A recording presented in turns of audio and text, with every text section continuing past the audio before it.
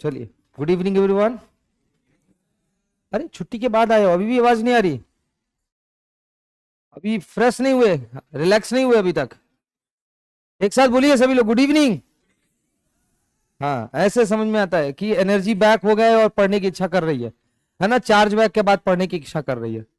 तो इसीलिए हमने इकोनॉमिक्स का ये टॉपिक आपके सामने चुना है। टॉपिक का नाम आपको सामने दिख रहा है, सेक्टर्स ऑफ इंडियन इकोनॉमी, यानी भारतीय अर्थव्यवस्था के जो सेक्टर्स हैं उनके बारे में हम जानने की कोशिश करेंगे इस लेक्चर के अंदर। ठीक है, क्या देखना है हमें इस लेक्चर के अंदर? सबसे पहली चीज देखनी है कि कितने सेक्टर्स हैं, लाइक प्राइमरी, सेकेंडरी एंड उसके बाद उनको हम कंपेयर करने की कोशिश करेंगे। कंपेयर करने से क्या होता है? कंपेयर करने से कई चीजें निकल कर आएंगी। पहले तो वो कैसे एग्जिस्ट कर रही हैं, नेचर क्या है, कैसे कैसे लोग काम कर रहे हैं, है ना? क्या होगा तो हम कहेंगे कि ये प्राइमरी है, और क्या दिखेगा तो होगा कि ये सेकेंडरी है। ऐसी क्या विशेषताएं हैं जो टेरिटरी के अंदर ही देखने को मिलता है। इसके बाद हमें यह भी देखने को मिलेगा कि किस सेक्टर में ज्यादा लोग काम कर रहे हैं, पर कौन सा सेक्टर जो है कंट्रीब्यूट ज्यादा कर रहा है इकोनॉमी में हमारे। और उसके बाद हम जीडीपी के बारे में भी देखेंगे, हिस्टोरिकल चेंज क्यों हुआ है, इसका कारण भी, और चेंज है क्या, ये भी। हिस्टोरिकल चेंज का मतलब हो गया कि कुछ सालों में ऐसा देखने को मिला है कि बहुत तेजी से, अब इसमें बहुत आसान सी बात है कि बहुत तेजी से लोग किस सेक्टर की तरफ गए हैं, प्राइमरी छोड़ सेकेंडरी और सबसे ज्यादा टर्शियरी सेक्टर की तरफ लोग जा रहे हैं। तो जो ये शिफ्टिंग है सेक्टर्स का प्राइमरी से हटके दूसरे सेक्टर में, वो किन कारणों से हुआ है और उसका क्या रिजल्ट है, वो हमें यहां पर देखना है। सभी लोग अलाइंड है इससे? कोई परेशानी? चलिए, इसके बाद हमें देखना है कि प्राइमरी और सेकेंडरी सेक्टर और टर्शियरी सेक्टर इन इंडिया में किस तरीके से फलीभूत हो रहा है, आगे बढ़ रहा है, परेशानियां क्या देखने को मिल रही हैं, इनका जो शेयर है जीडीपी में कैसे है, एम्प्लॉयमेंट क्या है और अंडर एम्प्लॉयमेंट क्या है।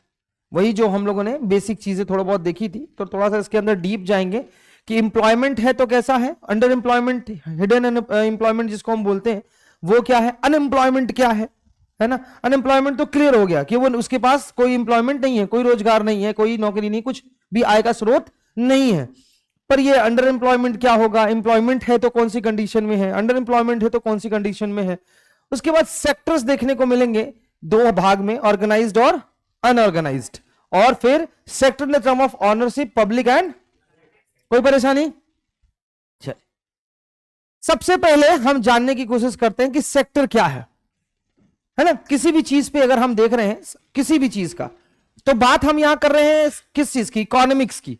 तो यहां पर हम देख रहे हैं कि हमें बताया गया है कि इकोनॉमिक्स के अंदर, यानी अर्थशास्त्र के अंदर, इन्हें बोलते हैं हिंदी में जिसको अर्थशास्त्र, है ना? सेक्टर्स क्या हैं हमारे? तो सबसे पहली चीज जो है वो है प्राइमरी सेक्टर। क्या है? कौन सा सेक्टर है बच्चों? वो सेक्टर जो प्रिमिटिव मतलब होता है शुरुआती, और सबसे पहले देखने को मिलेगा वो किस चीज पे बेस्ड है?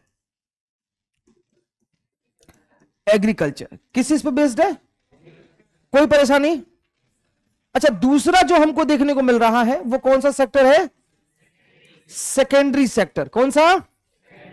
मतलब नॉन फार्मिंग हो गया, और क्या करेगा ये एक तरीके से, ठीक है, इसको हम दूसरा नाम देते हैं मैन्युफैक्चरिंग इंडस्ट्री। क्या देते हैं बेटा? मैन्युफैक्चरिंग का सेक्टर देते हैं। और सेकेंडरी के बाद जो लास्ट में हमें देखने को मिलता है वो क्या है? टर्शियरी सेक्टर देखने को मिलता है। इसको हम लोग सर्विस सेक्टर के नाम से भी जानते हैं। वेरी गुड, यहां तक सभी लोग अलाइंड है? कोई परेशानी नहीं है? अच्छा, अब हमें सेक्टर क्यों है, क्या है सेक्टर? तो एक भाग है, एक अंग है। देखो, मैं पहले डेफिनेशन नहीं दिया, पहले मैंने हम यहां पर आपको देख के दिखाया कि हमें क्या देखने को मिल रहा है कि इकोनॉमिक्स के अंदर, वो भी कौन सा इकोनॉमिक्स हम पढ़ने वाले हैं यहां पर, इंडियन इकोनॉमी में, यानी भारतीय इकोनॉमी के अंदर ये तीन भाग बने हैं। तो एग्जैक्टली क्या हो रहा है, इकोनॉमिक्स को पढ़ने और समझने के लिए हमने क्या किया है, कैटेगरीज क्रिएट की है। So we can say that it's a kind of categories of the employment and the financial condition, you can say, of a particular area, country, state or provinces, whatever, है ना। एक व्यापक रूप में किसी जगह पर 3 भाग में जो वहां की आर्थिक गतिविधियां चल रही हैं उनको हम देखने की कोशिश कर रहे हैं, और ये जो चीज हो रहा है 3 भाग में, प्राइमरी, सेकेंडरी और टेरिटरी, यही सेक्टर्स है। आगे चले। अब कहता है कि क्या है प्राइमरी एक्टिविटीज। अभी हमने बोला कि एग्रीकल्चर सेक्टर है और क्या करता है, रॉ मटेरियल बनाता है base for all the product. क्योंकि किसी भी जगह पर अगर आप इंडस्ट्री, जैसे तो कहोगे कि सर पोटैटो, टोमेटो, तो कई ऐसी एग्रो बेस्ड इंडस्ट्रीज है, नहीं है? बोलिए, एग्रो बेस्ड इंडस्ट्रीज है कि नहीं, यानी एग्रीकल्चरल बेस्ड इंडस्ट्रीज। मसलन आपका जो है क्या बोलते हैं, प्रोसेस फूड बनाते हैं, इसके अलावा आपका ऑयल का प्रोसेस होता है, और भी कई चीजें हैं। इवन आप कॉटन भी कर रहे हो, अगर कॉटन से ये शर्ट वगैरह या कपड़े बन रहे हैं, कोई भी चीजें बन रही हैं, और तो वो कॉटन कहां से लाया जा रहा है बताओ? ये तो बहुत सिंपल क्वेश्चन है ऑब्वियसली। तो क्या कह रहा है यहां पर कि बेस फॉर ऑल द, जो हम प्रोडक्ट्स बना रहे हैं, प्रोडक्ट कहां बनेगा, कौन से सेक्टर में बनेगा? किसने कहा टेरिटरी? वहां तो सर्विस दे रहे हैं ना बेटा, हम मैन्युफैक्चरिंग अभी बोले हैं, तो बनाने का काम कहां होगा?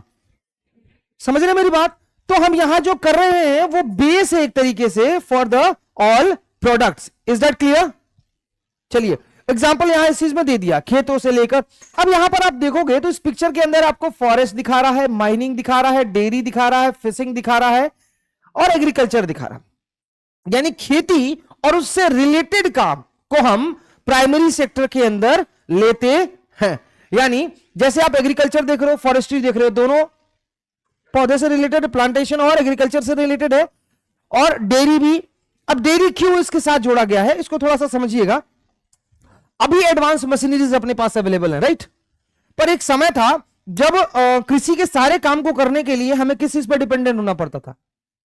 एनिमल्स पे। ऑब्वियसली अगर जुताई करनी है, प्लॉइंग जिसको हम कहते हैं, तो किसके जरिए होता था? टीलिंग करना है, मिट्टी की खुदाई करके उसको बड़ा छोटा करना है, या लेवलिंग करनी है, किससे होता था? है ना, बैल से, है ना? करते थे कि नहीं करते थे? इवन आपको एक देहाती शब्द मिलेगा इस इलाके में, पूर्वांचल में बहुत ज्यादा फेमस है, ढेकुल शब्द बोलते हैं। किसी ने सुना कभी? अपने दादा दादाजी से पूछोगे तो वो बताएंगे कुएं से पानी निकाला जाता था, या अलग जलाशयों से, ऐसे गोल स्ट्रक्चर होता था, उसमें एक डब्बे से। अब याद आ रहा है? अभी गांव में किसी न किसी के यहां दिखाने को, देखने के लिए तो मिल जाएगा, यूज ना होता हो पर वो स्ट्रक्चर है। वो कुएं से पानी एक करके एक सबसे नीचे वाले में निकालकर पानी लाते हैं। वो जानवर गोल गोल गोल गोल घूमते थे और फिर वो पानी निकलता था और उससे सिंचाई होती थी। इसका मतलब अब उससे 2 फायदा हुआ, एक तो आपका एग्रीकल्चर भी रेडी हुआ, दूसरा उसी एग्रीकल्चर में आप थोड़ी बहुत चीजें तो हैं, घास और बाकी थोड़ी बहुत चीजें जो इनको चाहिए होगी, हस्क वगैरह आप इस्तेमाल करोगे और वो जानवरों को खाने के लिए मिलेगा। बदले में इनके जो डेयरी प्रोडक्ट्स है, मसलन क्या, कुछ जानवरों के, अब देखो जो ऑक्स है वो तो तुमको डेयरी प्रोडक्ट मतलब नहीं देने वाला, पर वो तुम्हारी खेती तो कर रहा है, पर उसके जरिए अब जो काऊ है हमारे पास, तो काऊ से हमें क्या मिल गया? दूध, दही, घी की बाकी चीजें, तो टोटल जो हमारा मिल्क प्रोडक्ट है हमें मिल रहा है कि नहीं मिल रहा? मिल रहा है ना। और उस समय जो है ईंधन के रूप में उनके जो डंग होते थे उनका इस्तेमाल, यानी गोबर का इस्तेमाल भी उपले वगैरह में किया जाता, आज भी है, आज भी करते हैं, है ना। बारिश वारिश होगी तो अभी लगाएंगे ना, वो आरा वगैरह बनाते हैं ना, क्या बनाते हैं उसको? हाँ, क्लियर है? बहुत मतलब टिपिकल चीजें नहीं है, कॉन्सेप्ट बस आपको वो जीडीपी वगैरह में और चेंजेस बारे में, बाकी ऐसा सब कुछ है ना, बहुत कॉमन चीजें ध्यान से समझना है एंड देन एक कंप्लीट रिवीजन करना। बहुत टिपिकल चैप्टर नहीं, नाम बहुत व्यापक है इसका, सेक्टर्स ऑफ इंडियन इकोनॉमी, पर हाँ प्रैक्टिस रखनी पड़ेगी। Just after the class revision, 3 days repeat, और लास्ट वाला रिवाइज, ये जरूर करना, अदरवाइज फिर कॉन्सेप्ट में प्रॉब्लम आएगी। अब इसको कह रहा है मैन्युफैक्चरिंग सेक्टर है। क्या है मैन्युफैक्चरिंग का? क्या मतलब हुआ? हमें कोई चीज मिले और हम उसका कोई नया स्वरूप बना कर दें। केमिस्ट्री वगैरह पढ़ते ही हैं आप लोग, एक नया सबस्टांस बनता है तो कौन सा रिएक्शन है? केमिस्ट्री वाले सर को बोलूंगा, आधी क्लास 10% लोगों ने जवाब दिया है, ये फीडबैक शेयर करूंगा।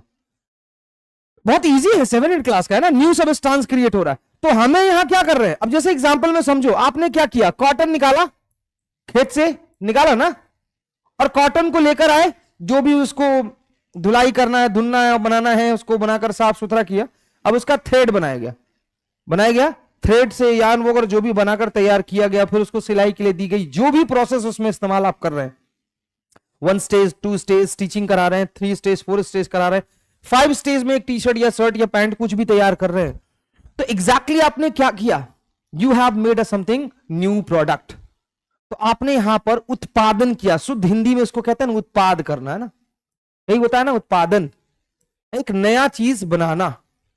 तो ये सेक्टर करता है, यानी नेचुरल प्रोडक्ट को चेंज करेंगे हम अदर फॉर्म में थ्रू द वे ऑफ, जैसे हमने एग्रीकल्चर से उठाया टोमेटो और टोमेटो केचप, क्लियर है? अब कोई कहेगा सर टोमेटो केचप बनाना तो एग्रीकल्चर सेक्टर में हो सकता है क्योंकि टमाटर से बना रहे हैं, लार्ज स्केल पे है वो, समझ रहे हैं? इसके पीछे जो बेसिक चीजें हैं वो आगे भी और हम लोग डिस्कस करेंगे। तो कुछ कंफ्यूजन हो सकता है ऐसा कि टोमेटो केचप बना रहे हैं तो सर सिंपल ही तो है, टमाटर उठाया और घर में जैसे चटनी बनाते हो वैसे नहीं बनता है ना, एडेड शुगर्स होते हैं, कई तरीके के प्रिजर्वेटिव्स होते हैं, उसके अंदर केमिकल्स होते हैं, तो वो तो एक लैब टेस्टेड चीजें हैं और एक बड़े फर्म के अंदर ही होगा। यहां देखो पिक्चर बेशक दिखाया है, आप यहां देखोगे तो एक फसल है और यहां से हमने क्या किया, गेहूं की फसल से क्या बना दिया, है ना, ब्राउन ब्रेड है। कौन सा ब्रेड है? मैं भी क्या ही पूछ रहा हूं, सामने दिख ही रहा है ब्राउन ब्रेड, है ना। अगला है सर्विस सेक्टर। सर्विस का क्या मतलब है? देखो दोनों ही सेक्टर को अपने काम को अच्छे से करने के लिए इसकी जरूरत है। जितना बेहतर ये बनेगा उतना ही ज्यादा अच्छा प्राइमरी और सेकेंडरी का प्रोडक्शन होगा। कैसे? देखो एग्रीकल्चर के अंदर कुछ भी अगर आप उगा रहे हो तो उसके भी बीज हैं, खाद हैं, कुछ भी चीजें हैं, हम उसको इकोनॉमिक्स का शब्द देते हैं कि उसके अंदर जो भी आपको इनपुट डालना, जो भी कैपिटल इन्वेस्टमेंट करनी है, उसको टू एंड फ्रो मूवमेंट चाहिए कि नहीं चाहिए? कहां से होगा, है ना। ये थोड़ी लिखा है कि आपको कार से ही ले जाना है, मर्सिडीज से ले जाना है, कैसे भी ले जाओ, जिसकी जैसी है ना इच्छा, जैसा आपको इन्वेस्टमेंट करना। अब आपको लगता है कि नहीं हम एसी वाली गाड़ी से खाद लेके जाएंगे तो ले जाओ, तुम्हारा लॉस होगा, है ना। आगे चले, इसमें समझ में आ रहा? Essential for development of primary and secondary sector, इसीलिए लिखा है। क्यों? अभी मैंने एग्जांपल दिया ना कि कोई भी प्रोडक्शन आप कर रहे हैं, मसलन आप गेहूं की खेती करना चाहते हैं तो गेहूं के लिए भी गेहूं की बीज लाएंगे ना मार्केट से, कहां से आएगा? समझ में आया? बन के तैयार होने से पहले खाद चाहिए, कहां से आएगा? इसी के सपोर्ट से। चलो तैयार हो गया, आप मार्केट में दोगे तभी तो पैसा आएगा, चाहे वो नॉर्मल क्रॉप हो, सीजनल क्रॉप हो या कैश क्रॉप हो। कैश क्रॉप भी मान लो आपका तैयार हुआ, वेजिटेबल्स कई ऐसी, अगर मान लो किसी ने टमाटर हरे साग की खेती की, है ना, साग की खेती की और ग्रीन वेजिटेबल, कोई भी सागी क्या कोई भी ग्रीन वेजिटेबल की खेती आपने की और सही टाइम पे आपको टेरिटरी सेक्टर का सपोर्ट ना मिले, फसल और पूरी पूंजी, हाँ कि ना। इसी तरीके से अब उसको मार्केट में ले जाकर आप दे रहे हैं, सेकेंडरी सेक्टर को दे रहे हैं मैन्युफैक्चरिंग के लिए, तो भी जरूरत है। सेकेंडरी सेक्टर वाले को भी कई स्टेजेस करने के बाद उसको कंप्लीट एक प्रोडक्ट बनाना होता है, तो वहां भी जरूरत है। इनको प्रोडक्ट बनाने के बाद मार्केट में देना है, आखिर बना क्यों रहे? सेलिंग के लिए। तो आप तक पहुंचने के लिए भी किसकी जरूरत है? तो यह नहीं कहा जा सकता कि जितना बेहतर हमारा टेरिटरी सेक्टर होगा ये तो ग्रो करेगा ही करेगा, साथ में प्राइमरी और सेकेंडरी भी। कोई प्रॉब्लम है? कोई प्रॉब्लम है तो बताइए। अच्छा, एग्जाम्पल में आपने यहां पर टीचर रखा है, आप कहोगे सर टीचर से प्राइमरी और सेकेंडरी का क्या ही लेना देना है? किसी के अंदर सवाल बन सकता है ना, बोलो भाई। टीचर नहीं होगा, सही ज्ञान ही नहीं मिलेगा तुमको एग्रीकल्चर का, करोगे कैसे? ऐसा जरूरी थोड़ी है सोशल स्टडी पढ़ाने वाला ही सिर्फ टीचर है। एग्रीकल्चरल नॉलेज देने वाला भी तो, एक अक्षर का ज्ञान देने वाला भी गुरु होता है, तो वो टीचर ही तो है। नॉलेज चाहिए ना लैंड फॉर्म की। अभी सबसे बड़ा अवेयरनेस का प्रॉब्लम क्या है अपने यहां? लैंड फॉर्म की सही परख नहीं हो पाती। कितना लैंड पे किस तरीके की खेती करनी चाहिए, कितना यूटिलाइज करना चाहिए, कितना स्पेयर लैंड उसके साथ छोड़ना चाहिए, कितनी पानी का इस्तेमाल करना चाहिए। अभी एग्जांपल की सॉरी, पंजाब का एग्जांपल आप लोगों ने देखा, मैंने बताया था कई लेक्चर्स के अंदर कि वहां वाटर की स्कैर्सिटी हो रही है, वाटर टेबल वहां जो नीचे जा रहा है बहुत तेजी से। क्यों? क्योंकि ग्रीन रेवोल्यूशन की टेक्निक्स और चीजों का उन्होंने बहुत ज्यादा मिसयूज किया था, और भी कई फैक्टर्स हमने क्लाइमेटिक चेंजेस वगैरह भी देखे हैं। अब ऐसे में अभी भी वो वही फसल इस्तेमाल कर रहे हैं जिनको पानी की ज्यादा जरूरत है। क्यों? अवेयरनेस की कमी भी कह लो या लालच भी कह लो। कि प्रोडक्शन हमको क्या मिलेगा, एमएसपी ज्यादा मिलती है उन दोनों फसलों पे, तो वही फसल उगा रहे हैं जिसपे पैसा ज्यादा मिलने लगे। लेकिन उसको अब वहां पे क्रॉप रोटेशन नहीं हो गए, ऐसे क्रॉप का इस्तेमाल नहीं होगा, तो एक समय ऐसा भी आएगा कि अभी तो प्रॉफिट मिल रही है, कुछ समय बाद वो प्रॉफिट का जरिया भी खत्म हो जाएगा और लैंड भी इस लायक नहीं रहेगी कि कुछ और भी उगा सको, जिसको बोलते हैं ना बैड लैंड और अनफिट फॉर कल्टीवेशन, पढ़ते हैं ना हम लोग। यहां तक क्लियर है? अब इसके ऊपर ध्यान देने की जरूरत, देखो नॉलेज सबसे ज्यादा, ट्रांसपोर्ट तो ले जाने का हो ही गया, अवेयरनेस की क्यों जरूरत है? एक ऐसा टाइम आएगा, यकीन मानो, क्योंकि हमारे देश की आजादी के बाद अभी तक में कई गुना आबादी बढ़ चुकी है। वी आर नाउ 140 करोड़, है ना? प्राउड नहीं होना चाहिए इस बात पे, लेकिन टॉप दुनिया में सबसे पहले हो गए हैं पॉपुलेशन में। क्या लैंड बढ़ा हमारे यहां?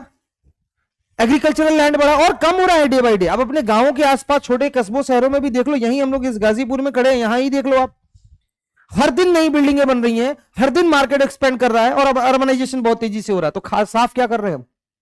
एग्रीकल्चरल लैंड ही तो कर रहे हैं ना। यानी इनके लिए जमीनें भी कम हो रही हैं। अब हमारे पास जमीन भी कम है और पॉपुलेशन भी बढ़ रही है, तो लायबिलिटी प्राइमरी सेक्टर का बढ़ा कि नहीं प्रोडक्शन के लिए? तो जब अवेयरनेस ही नहीं होगा, इंफॉर्मेशन ही नहीं होगा, टीचिंग ही नहीं होगी उसकी, तो वो कैसे करेगा?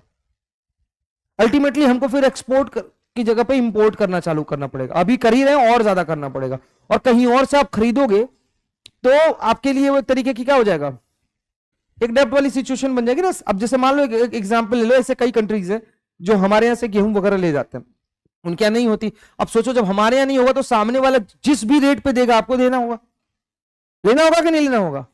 भाई सिंपल में ले लो ना, आपके घर खेती नहीं होती, आप वेजिटेबल के लिए शाम को जाते हो ना, अब डॉक्टर ने लिख दिया कि भाई एक महीना कम से कम ग्रीन वेजिटेबल तो खाना ही है, कोई हेल्थ इश्यूज है तो होगा, एग्जाम्पल बोल रहा हूं। अब 100 का मिले, 90 का मिले, 500 का मिले, लेना तो है। तो कहीं ना कहीं इकोनॉमिक्स पढ़ रहे हैं हम लोग, आपकी फाइनेंस में फर्क पड़ा कि नहीं, उससे पड़ा कि नहीं पड़ा? तो इसलिए ये बहुत जरूरी है कि अवेयरनेस इसमें हो। बहुत सारा है, सिर्फ इसी दो को नहीं है, आप कहीं पे भी ले लो, कभी आप अगर रेस्टोरेंट में जा रहे हो, वो भी आपका एक सर्विस सेक्टर है, जहां भी आपके काम को आसान किया जा रहा है। जहां भी आप किसी स्पा सेंटर, वो क्या बोलते हैं उसको जी, जाते जिसमें सैलून में जा रहे हैं, वो भी सर्विस सेक्टर है, क्योंकि सर्विस ही तो कर रहा है, आपकी ग्रूमिंग में आपकी मदद कर रहा है। क्लियर है? चले आगे। अब प्राइमरी सेक्टर से देखो चेंज करता हुआ पिक्चर दिख रहा है, बहुत बेहतरीन तरीके से दिखाया गया है। यहां देखो दिख रहा है, प्रोड्यूसर्स नेचुरल गुड्स, और यहां क्या किया, उसको मैन्युफैक्चरर गुड्स बनाया और फिर उसी से डेवलप किया अदर सेक्टर को। क्लियर है? बोलिए। अब ये एनसीईआरटी का एक कंटेक्स्ट है जो मैं आप लोगों को सामने रख रहा हूं, और एक पेज भी है, पेज नंबर 2 या 3 होगा चैप्टर का, है ना? आप ध्यान दीजिए, ये दिखाने के लिए कि एक टॉपिक है इसमें कि 3 sectors are interdependent to each other. कैसे? बहुत ध्यान से सुनिएगा, इससे क्वेश्चंस बनते हैं और इंपॉर्टेंट है ये, है ना? किताब मत देखिए, यहां ध्यान दीजिए। मान लीजिए, पहला क्वेश्चन है, मान लीजिए what would happen if farmer refuse to sell sugar cane to a particular sugar mill, the mill will have to shut. Question समझ में आया? कंडीशन, अगर एक किसान अपने गन्ने की खेती के बाद किसी सुगर मिल को गन्ना देने से मना कर दे, तो सुगर मिल क्या हो जाएगा? यह क्या दिखा रहा है कि एग्जाम्पल है कि सेकेंडरी सेक्टर और इंडस्ट्रियल सेक्टर जिसको हम कहते हैं, वो डिपेंडेंट है किसके ऊपर? ऐसा नहीं कि प्राइमरी पे ही डिपेंडेंट है, प्राइमरी भी डिपेंडेंट है। आगे बढ़ेंगे। मान लीजिए क्या हो कि अगर कॉटन कल्टीवेशन कंपनीज डिसाइड कर लें कि वो इंडियन मार्केट से कुछ भी चीजें नहीं खरीदेंगी और सारा चीज इंपोर्ट करेंगी, कहां से? अदर कंट्री से। ऐसे सिचुएशन में इंडियन कॉटन कल्टीवेशन के लिए लेस प्रॉफिटेबल सिचुएशन बन जाएगी। बनेगी कि नहीं बनेगी? भाई जाहिर सी बात है, तुम्हारा सामान नहीं बिकेगा, तुम सस्ते दामों में बेचोगे ना, तो तुमने जो सोचा था वो तो नहीं मिलेगा तुमको। ऐसे में फार्मर में भी गो बैंकरप्ट, दिवालिया घोषित जिसको आप बोलते हैं ना। भाई तुमने इन्वेस्टमेंट किया होगा और तुमने सोचा होगा कि मैंने 500 रुपए लगाया है, बदले में 5000 रुपए मिलेगा, 2000 मिलेगा, 3000, एक तो प्रॉफिट मार्जिन सेट किए होगे ना, कितना मिलेगा तो मैं अपनी सारी लाइबिलिटीज, लोगों की सैलरी, एक्सपेंस, बिजली, ये सब कुछ दे पाऊंगा। अब तुम्हारा इनकम ही खत्म हो गया। क्यों? क्योंकि जिससे तुमने लेना है गिव एंड टेक का सिस्टम कोलैप्स कर गया। तो बैंकरप्ट होगा कि नहीं होगा? दिवालिया होगी कि नहीं? बर्बाद हो गया। तो if they can not quickly switch to the other crop, cotton prices will fall. बात समझ में आया? बात समझ में आई कि नहीं? अब ये यहां क्या दिखा रहा है कि प्राइमरी भी डिपेंडेंट है किसके ऊपर? है कि नहीं है? बोलिए, यहां प्राइमरी डिपेंड है किसके ऊपर? सेकेंडरी के ऊपर। क्योंकि डिमांड नहीं होगा तो सप्लाई का, और सॉरी डिमांड और सप्लाई नहीं चलेगा तो प्रोडक्शन करके भी आप क्या करोगे? चले आगे, अगला वाला आप करेंगे ऐसे अपने से, पर मैं समझा दे रहा हूं। फार्मर कई तरीके के गुड्स खरीदते हैं, जैसे ट्रैक्टर, पंप सेट, इलेक्ट्रिसिटी के और भी चीजें ना, पेस्टिसाइड्स, फर्टिलाइजर्स। मान लेते हैं, इमेजिन करिए ऐसा कि प्राइस ऑफ फर्टिलाइजर और पंप सेट जो है बहुत तेजी से ऊपर चला जाए, और cost of cultivation of farmer जो है वो तेजी से वो भी ऊपर जाएगा, तो उनकी प्रॉफिट भी क्या हो गई? यानी तेजी से इनके एसेट की, सर्विस सेक्टर वाली बात हो रही है यहां पर, और मार्केट प्राइस की बात भी हो रही है। यहां भी इंटरडिपेंडेंसी दिखाई दे रही है कि नहीं दिखाई दे रही? अरे सिंपल सी बात समझो कि अगर आप अपने खेत में 400 रुपए पे प्रति हेक्टेयर, एग्जांपल दे रहा हूं, 400 रुपए प्रति हेक्टेयर पे कोई एक फसल की बीज ला रहे थे, अगले सीजन में गए और वो 1200 हो गया। पहले तो आधे फार्मर अफोर्ड नहीं कर पाएंगे, चलो किसी ने लोन लेके कर भी लिया, तो क्या आपका जो प्रोडक्शन आने वाला है वो 3 गुना होगा? Obviously not. तो ऐसी सिचुएशन में भी कोलैप्स होगा कि नहीं होगा? Next situation, people working in the industrial and service sectors need food, चाहिए। अब इमेजिन करते हैं कि if there will be a strike by the transporter and lorries to refuse take vegetable, milk etcetera from rural areas. यहां क्या दिखा दिया? टेरिसरी sector का दिखाया कि नहीं?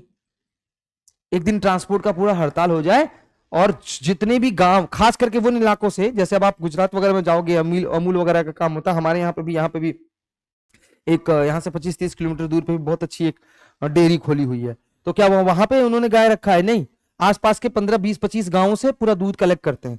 तो कलेक्ट करने के लिए गाड़ियां होती है ना, और लॉरी वाले, बड़ी गाड़ियां वाले मान लो उस दिन रिफ्यूज कर दें, स्ट्राइक कर दें, तो क्या होगा? उनका तो सिर्फ एक दिन का जाएगा, लॉरी वालों का एक दिन का जाएगा, पर आपका कितना वेस्ट होगा? इसका मतलब यहां पर भी प्राइमरी किस पे डिपेंडेंट है? टेरिसरी पे, हाँ कि ना? जो हम लोग पहले वाले में कह रहे थे, जब हम टेरिसरी को पढ़ रहे थे कि कैसे डेवलप कर सकते हैं, am I right or wrong? चलिए, अब 3 सेक्टर्स को हमने देखा, तो all 3 sectors common thing is production, so we can compare, count variation goods and, कोई परेशानी?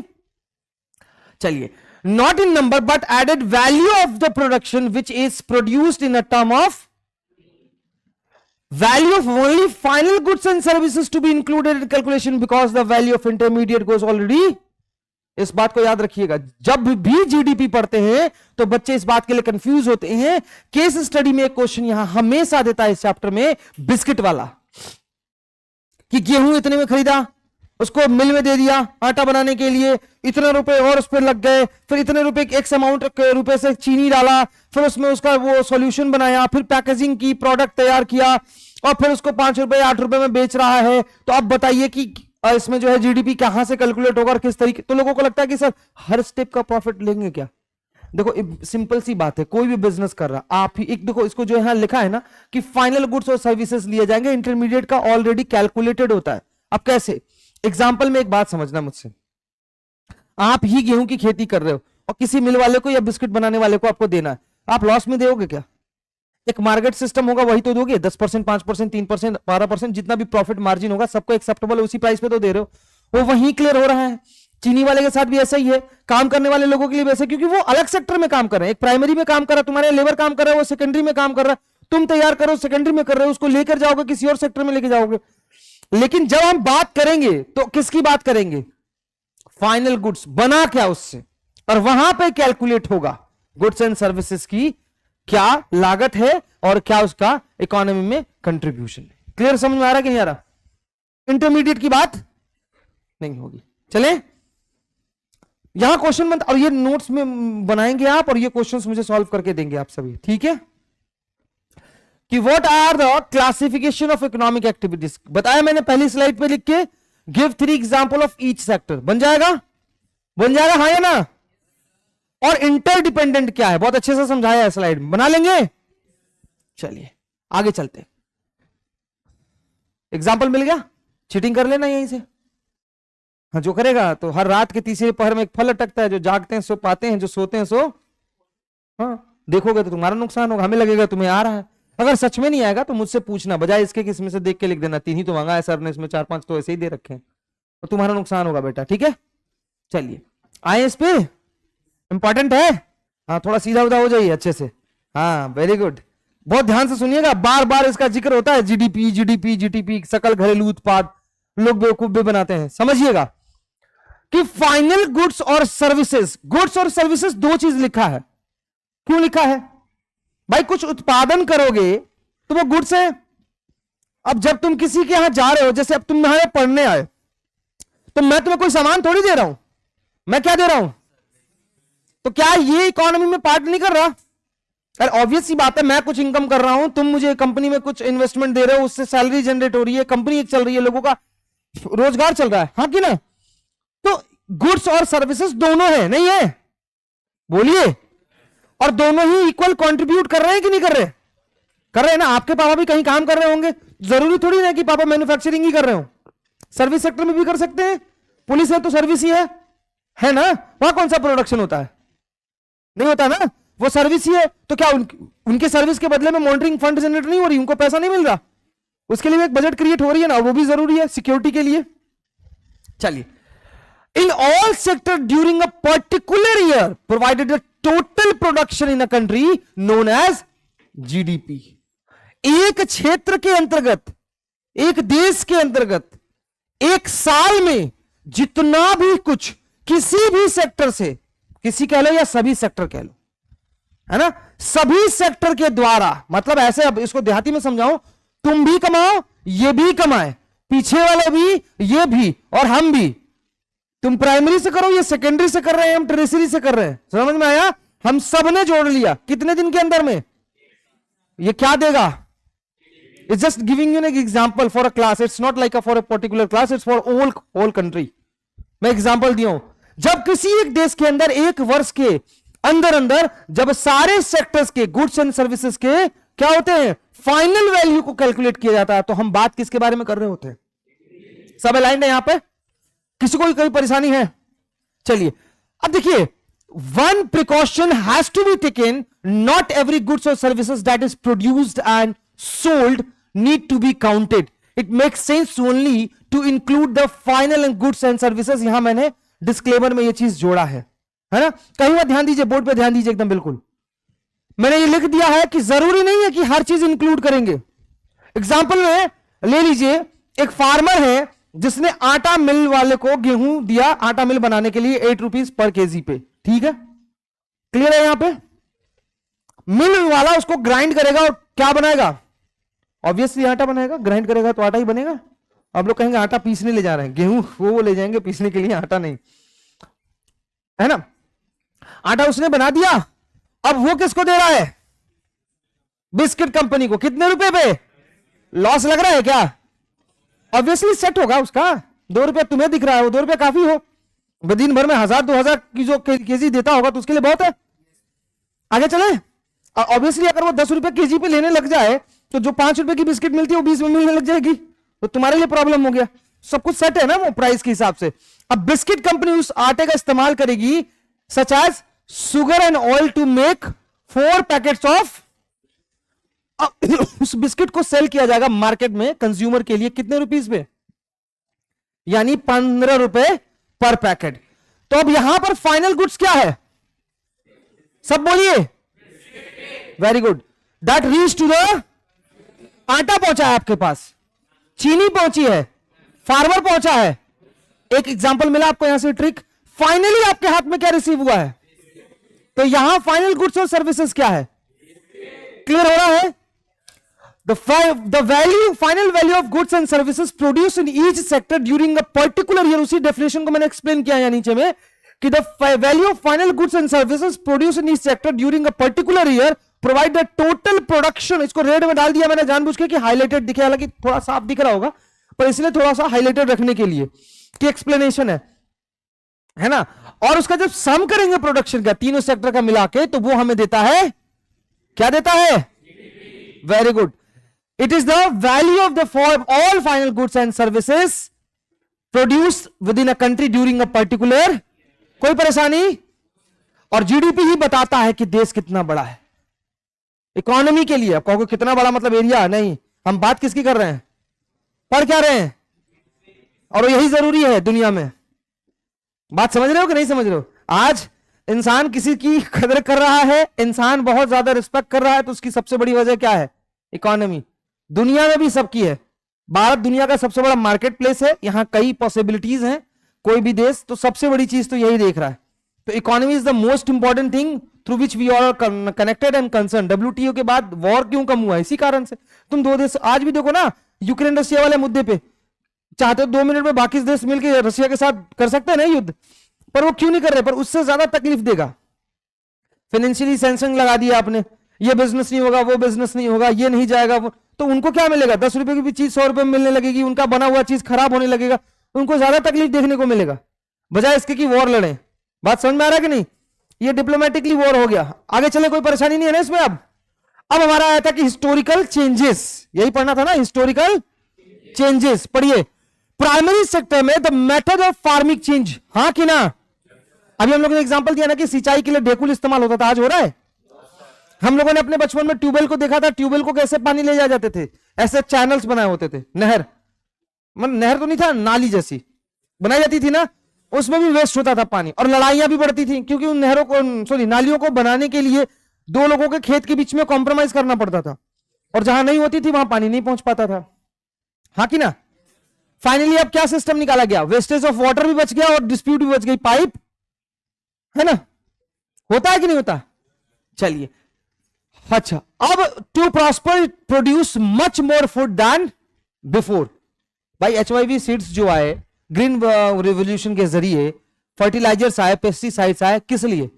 ताकि हमारी बढ़ती आबादी की खपत जितनी भी है और उनकी जितनी भी जरूरत है उसको पूरा, कोई परेशानी नहीं है ना कि जमीन बढ़ गया, बड़ा है। चलिए, people move to the factories, ये भी हुआ है। Production and employment increase the secondary sector get more, कोई परेशानी? चलिए, tertiary sector in the last 100 years there have been a further shift from secondary to, क्यों? सोचिए, डेवलप कंट्रीज के अंदर ज्यादा देखने को मिला, क्यों ऐसा? मैन्युफैक्चरिंग की जगह पर वो सर्विस की तरफ जाना चाहते हैं, क्यों? तो देखो, सबसे मोर इंपॉर्टेंट चीज जो है in the term of total production, और जिस भी सेक्टर का प्रोडक्शन हाई होगा तो वहां पर इंप्लॉयमेंट ज्यादा सिक्योर होगी, वहां का इनकम ज्यादा अच्छा होगा। एग्जाम्पल के तौर पर अगर आप देखना चाहो किसी भी जगह पे, तो कुछ भी छोटा सा एग्जाम्पल लेकर देख सकते हो। मान लो कि तुम एक मिल के अंदर काम कर रहे हो, मिल के अंदर काम कर रहे हो, तुम 100 टी-शर्ट बना दो या एक दिन में 200 बना दो एक लेबर के तौर पे, तुम्हारी सैलरी क्या है? तुम उसी शर्ट को उठाकर मार्केट प्लेस में आ जाओ, सर्विस सेक्टर के अंदर कोई एक दुकान है बहुत छोटी उस फैक्ट्री से, हाँ कि ना? और सर्विस सेक्टर में उसने कहा जितने पीस पे तुमने सेल किया उतना तुम्हारा प्रॉफिटेबिलिटी। अब तुमने दिन में 500 सेल कर दिया, 10 रुपए पे मिल रहे हैं, तुम्हारी इनकम क्या हो गई? हो गई कि नहीं हो गई? क्योंकि यहां पर प्रोडक्शन की और इसके प्रोडक्शन के डिप्लॉयमेंट का, या फिर कहो कि प्रोडक्शन के रेंज को बढ़ाने के चांसेस बहुत हैं। जितना ज्यादा इसको आप बड़ा करोगे उतना ज्यादा आप ग्रो करोगे। तो लोगों को सिक्योरिटी, एक्स्ट्रा इनकम किसे नहीं पसंद है? तुम्हें नहीं पसंद? हर किसी, कोई है ऐसा दुनिया में जिसको इनकम नहीं पसंद है? तो सर्विस जो है शिफ्ट क्यों हो रही है? क्योंकि इंपॉर्टेंट टर्म यहां आ रहा है टोटल प्रोडक्शन। क्या आ रहा है? समझ गए? प्रोडक्शन ज्यादा होगा, रिटर्न ज्यादा मिलेगा, रिटर्न ज्यादा मिलेगा, तुम्हारा इनकम ज्यादा होगा, सिक्योरिटी नजर आ रही है। आ रही कि नहीं आ रही? चले आगे। पहला ग्लांस, एक ग्राफ के जरिए देखिए ना, 1973 टू 74 ये केस है। ग्राफ के जरिए ऐसे ग्राफ्स आएंगे तो बहुत इजीली समझ सकते हैं, बहुत आसान क्वेश्चन बन जाता है। सिंपली यहां क्या दे रहा है? प्राइमरी, सेकेंडरी और टर्शियरी सेक्टर का ग्राफ दिखा रहा है आपको इन करोड़ रुपीस के अंदर, 0 to 5 लाख करोड़ के आसपास का ये शेयरिंग दिखा रहा है ना। इसमें देखिए, प्राइमरी किस कलर से है, सेकेंडरी किस कलर से है ना, थोड़ा मैजेंडा कलर है, थोड़ा ऑरेंज ही कह लो, कोई फर्क नहीं पड़ता। और ग्रीन कलर से क्या है? 73-74 में सबसे कम क्या था? ऑलमोस्ट प्राइमरी का भाग और सेकेंडरी का, टर्शियरी का, है ना। लेकिन अगर आप हम 2013-14 की बात करें, आज 24-25 में बात करें, तो ऑब्वियसली ये क्या है कि नहीं है, बोलिए। और उसके बाद क्या है, और सबसे ज्यादा सिकुड़ता हुआ कौन सा है, कोई परेशानी है। अब यहां एक सवाल बनता है, बहुत इंपॉर्टेंट समझिएगा, कि although employment into the primary sector is much greater than other sectors, then to contribution, बहुत हॉट्स का क्वेश्चन बनता है, याद रखिएगा, then to contribution to the economy is much better by territory sector. How, question समझ में आया। लोग ज्यादा काम कर रहे हैं कहां, प्राइमरी में कर रहे हैं ना, अभी भी मोर देन 60% लोग खेती में है भाई, डायरेक्ट एंड डायरेक्ट, है कि नहीं है। लेकिन फिर भी जो कंट्रीब्यूशन टू इकोनॉमी है वो सर्विस सेक्टर दे रहा है, यानी पैसा कहां से जनरेट हो रहा है ज्यादा, ऐसा कैसे। इसका मतलब कुछ तो फंडा है, कुछ प्रॉब्लम है। अब आएगा वही कारण, इंप्लॉयमेंट आपको दिख रहा है पर क्या वो इंप्लॉयमेंट है। चलो एग्जांपल से बात करते हैं। खेती के अंदर पानी डालना है, खेतों में सिंचाई करनी है, 4 लोग गए। पहले के जमाने में जरूरत थी, अब क्या जरूरत है, एक को स्विच दबाना, पाइप लगाना, खाली। पूरे दिन 4 लोग रहे और खेत से वापस आए। मैं नहीं कहता हर जगह, पर मैक्सिमम जगह पर मैंने ये ऑब्जर्व किया है। जरूरत कितनी की थी, वो भी आधा अधूरा, पूरे दिन का नहीं, 3-4 घंटे तक जाकर कोई दूसरा काम या दूसरे खेत में भी वो काम कर सकता था। पर 4 लोग गए, वहां 3 लोग क्या है, हिडन अनएम्प्लॉयमेंट है कि नहीं। एक्चुअली वो 3 लोगों की वहां जरूरत है, पर हमें क्या दिख रहा है, वो तो काम कर रहे हैं। अब जब प्रोडक्शन निकल कर आएगा 6 महीने बाद फसल, तो अब जोड़ोगे 4 लोगों की कमाई 6,000 रुपए। असल में 4 लोगों की है ही नहीं, जरूरत तो वहां कितने की थी। एक प्रॉब्लम समझ में आई कि नहीं आई। दूसरा, स्किल्ड नहीं है, कब क्या इस्तेमाल करना है। अब जैसे मैं एक टीचर हूं, मैं सोशल का अच्छा टीचर हूं, मुझे मैथ्स पकड़ा के यहां खड़ा कर दोगे, मैं कुछ नहीं कर पाऊंगा, because I am not skilled in mathematics. Getting my points और नॉट। आप किस तरीके की खेती में स्किल्ड है, मिक्स क्रॉपिंग, सीजनल वाला, कैश क्रॉप, कैसा वाला, सीखिए ना, जरूरत है तो। लैंड कैसी है, क्या जरूरत है उसको, कब जरूरत है, ये सब कुछ नहीं पता। और मैक्सिमम कहां चले गए, खेती। बहुत बड़ा एग्जाम्पल है कोरोना में जब सरकार ने कहा कि हम लेबर को वापस लाने के लिए फ्री टिकट दे रहे हैं, सारे लोग लेबर बन के आए, तो जो सो कॉल्ड फैक्ट्रीज में मैनेजर भी थे ना, आपके गांव में भी हुआ होगा, अच्छे खासे जो 10-10, 15-15 साल, 20-20 साल से गांव नहीं आए थे, देखा था आप लोगों ने, 20-20 साल से जिन्होंने गांव का चेहरा नहीं देखा था, वो भी वापस आए थे, वही फ्री टिकट पे आए थे ना। चले आगे, बोलिए। अब रीजन देखते हैं, एनालिसिस करते हैं। टोटल जीडीपी जो है in all 3 sectors has increased, maximum production increase in, कोई परेशानी, as a result of which tertiary sector has emerge as the largest producing sector in India. ठीक है, replacing comparatively growth in the primary sector is lowest in the comparison to the secondary and, कोई दिक्कत है। Secondary और tertiary sector में जितना growth है primary में है। इस साल तुमने खेती कितने भी एक लिमिट तक ही बढ़ा पाओगे, उससे ज्यादा नहीं। फैक्ट्री के अंदर प्रोडक्शन बढ़ा सकते हो, तुम मैन पावर डाल दो, कैपिटल ज्यादा डाल दो, थोड़ा एक सर्टेन लेवल पे तुम कितना भी खाद डाल दो, कितना भी बीज डाल दो, एक बीघा में कितना निकालोगे, 10 आता था 15 कर लोगे, 20 कर लोगे, और क्या कर लोगे, 200 बोरा आएगा उसमें से।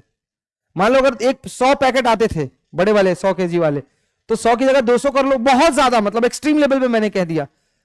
पर यहां तो बहुत कुछ हो सकता है ना। आपने एक रेस्टोरेंट डाला, अच्छा चल गया, 4 लोग थे, 10 लोग डालो, 3 जगह और खोल लो सेम नाम से, और चल भी रहा है, देखो ना, चाय वाला और ये वाला और टपरी, पता नहीं क्या क्या दुकान खोल के रखते हैं कि नहीं रखते। अब तो फ्रेंचाइजी भी होने लग गई, हर चीजों की, चाय तक की फ्रेंचाइजी होने लग गई, हो गई कि नहीं हो गई। यानी इसकी पॉसिबिलिटीज ग्रोथ की बहुत ज्यादा। Getting my points. उसके बाद सेकंड प्लेस है in the term of growth, कौन, सेकेंडरी का। किसी को कोई परेशानी है यहां तक, चलिए। In developing countries like India, हम लोग कौन सी कंट्री है, विकासशील, डेवलपिंग, डेवलप्ड नहीं है, ना ही अंडर डेवलप है। अंडर डेवलप का मतलब अभी विकास हो ही नहीं रहा वैसा, जैसे सूडान उडान और अफ्रीका के कई कंट्रीज हैं। हम लोग डेवलपिंग है, विकासशील, कर रहे हैं डेवलपमेंट, पूरा डेवलप भी नहीं है और पीछे भी नहीं है।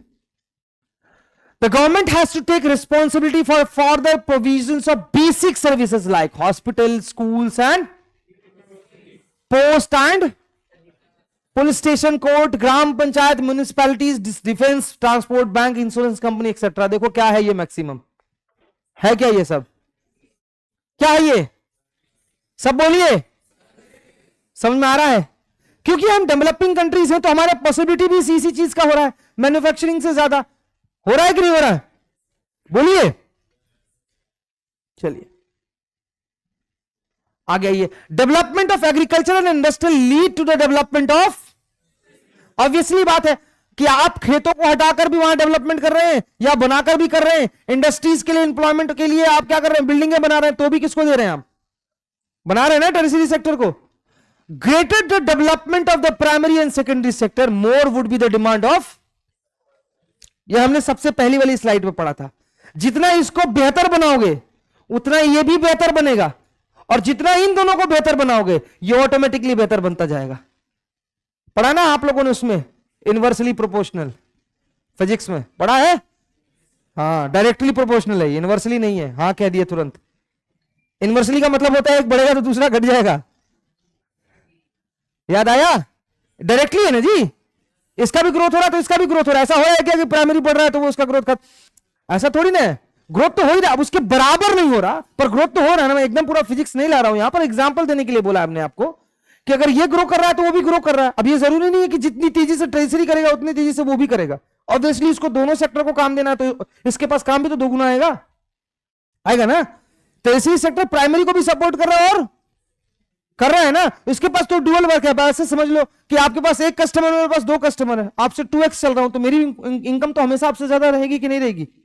आगे चले, चलिए। Income level, increase the demand of services like eating out, tourism, shopping, private hospital, private school, professional and training etcetera. ये भी राइज ऑफ इनकम है कि नहीं? पहले हम लोग छोटे हुआ करते थे, छोटी छोटी चीजों के लिए 4-4, 5-5 किलोमीटर। मैंने अपने गांव में देखा है, मैं जब बहुत छोटा था, मुझे याद है, मुझे लगता है 3rd या 4th में पढ़ते थे, साइकिल अच्छे से चलानी भी नहीं आती थी। तभी भी अगर शाम के समय में माचिस, अंधेरा होने वाला, माचिस से बड़ी कोई भी चीज खत्म हो गई तो 5 किलोमीटर साइकिल चलाकर जाना होता था। आज मतलब बहुत छोटी सी भी चीज के लिए ऐप निकाला, फोन निकाला, सर्च करना चालू। नॉट टू द स्टोर्स, दुकान भी छोड़ दो, घर पे। हाँ कि ना? बोलिए। अब वो खराब हो गया है, अच्छा है, सर्विस कैसी है, उसमें भी जनरेट हो गई, जॉब नहीं हो गई? एक ने तो आपके डिमांड को लिया, एक ने उसको प्रोसेस किया, एक ने आपको लाकर दिया, फिर एक उसके पीछे लगा है कि आपको कैसा मिल रहा है, एक बैठा हुआ है उससे रिलेटेड आपको ऑफर देने के लिए, आज जूता ले लो बहुत सस्ता मिलेगा। बैठा कि नहीं? तो बना कि नहीं एम्प्लॉयमेंट? स्किल्स थे, एजुकेटेड थे, अपॉर्चुनिटीज ज्यादा आ रही हैं। एग्रीकल्चर में कैसे ही कर पाओगे, है ना? लग सकता है पर इस लेवल पर नहीं हो सकता एम्प्लॉयमेंट, हो सकता है। चले आगे। Service based on information and communication technology have become more. अब ये बहुत इंपॉर्टेंट है, ये बहुत इंपॉर्टेंट है। ये हो क्यों पाया? आईटी की वजह से। यानी किसी भी देश के अंदर अगर वो डेवलपिंग है या डेवलप्ड है, दोनों की इकोनॉमी का सबसे बैकबोन क्या है? IT and communication. IT and किसके पिलर पे? Skills and education. खूब अच्छा तुम रोबोट बना दो, आता ही नहीं तुमको, आईआई बना दो, वो तुम्हारा बोलता है एआई बना दो, आता ही नहीं तुमको यूज करने, क्या ही फायदा है? स्किल है और आईटी है तभी ये सेक्टर तेजी से। कोई परेशानी है? हाँ, ये हमने पहले बोल दिया कि सभी एक साथ तो नहीं, अब एक बराबर नहीं। मैंने बोला डायरेक्टली प्रोपोर्शनल, तो तुम्हारा वो I=R वाला तुम लगाओगे कि जितना करंट है उतना रेजिस्टेंस वाला लगाओगे तो ये नहीं हो पाएगा। लेकिन ये नहीं है कि जितना करंट है उतना रेजिस्टेंस है, वो वाला जो भी फॉर्मूला लगाए हो तुम कि वो डायरेक्टली प्रोपोर्शनल है तो जितना वो बढ़ रहा है उतना वो भी बढ़ रहा है। ऐसा नहीं है, बढ़ रहा है, घट नहीं रहा। ये नहीं कि एक बढ़ रहा है तो दूसरा घट रहा है, ऐसा तो नहीं हो रहा, दोनों ही बढ़ रहे हैं। तो at the end there is a limited number of services that employ highly educated, like, समझ गए? समझ गए कि नहीं समझ गए? On the other hand there is a very large number of worker engage in the, भाई जितना, अभी तुम सोचो हम बहुत अच्छा पढ़ा रहे हैं, अगले साल हमारा फीडबैक और अच्छा जाए, शायद इसी के ऊपर और भी बिल्डिंग बन जाए। आज 600 बच्चे हैं, 700 बच्चे हैं, कल को 1000 हो जाए, 1500 भी हो सकते हैं, 2000 भी हो सकते हैं, नहीं हो सकते? ऐसे कई कोचिंग सेंटर्स के ब्रांचेस हैं हमारे यहां जहां 2-2, 2,500 बच्चे हैं, है ना? इसी पाठशाला सिस्टम के अंदर है कि नहीं? तो पॉसिबिलिटी सोचो कितना ज्यादा इंक्रीज हो सकता है। ऐसा आप कुछ और सेक्टर में कर सकते हैं? ऑफिस में एक ऐसा कर सकते हो कि 4 इंजीनियर की जगह 40 इंजीनियर बैठा दो, कहां बैठाओगे?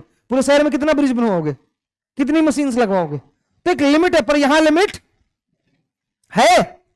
चलिए, शॉपकीपर्स, रिपेयर पर्सन नहीं होगा।